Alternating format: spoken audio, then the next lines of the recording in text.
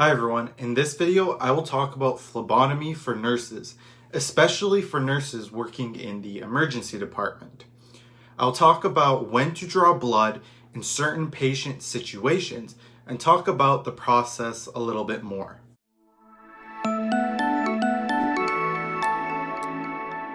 In this channel, I talk about all aspects of nursing, from pre-nursing to postgraduate programs.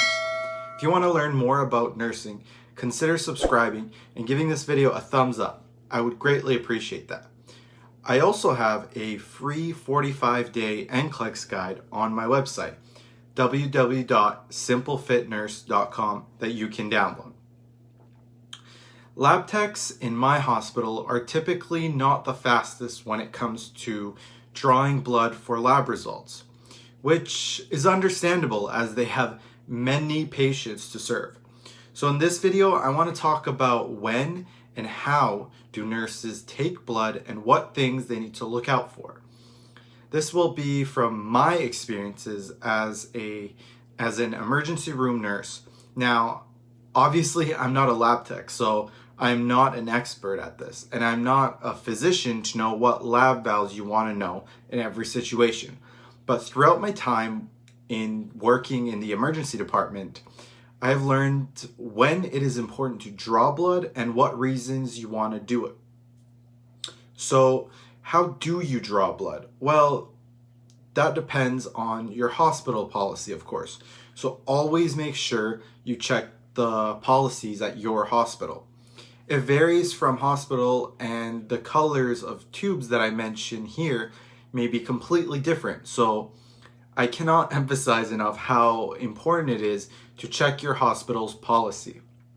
So here is the lab draw order for my hospital. Blood cultures, rapid metabolic panel, blue top, gold top, green top, lavender top, and a gray top. To draw blood, you can either use a venipuncture catheter, or if you suspect that you're going to be starting an IV, you can draw blood directly from the IV itself. All you need is the vacuum container or vacutainer. All you do is insert the IV, and once you get good flashback, place the vacutainer into the other end of the IV catheter hub and open the line. Then all you do is push the blood tubes in the vacutainer, until it is somewhat full. The only tube that you want to make sure you get a good amount of is the PTT and INR tube. Also, you want to make sure that you continue to have the tourniquet on the patient until all the blood has been drawn. So now let's talk about the situations where you want to draw blood. Blood thinners like warfarin, we should get a PTT and INR. Anemia, we should get a CBC to check hemoglobin value and to draw a group and screen. If we suspect infection, we want to draw their blood cultures, their general chemistry, a lactate. If they're going to the cath lab, we want to get an INR level. So sometimes this is not done for the patient, so double check to make sure it's done. Usually, if they're coming to an acute section of the emergency department, they will have blood work done or have the order in place. And if you're starting an IV on them for whatever reason, you can draw blood from that site as well.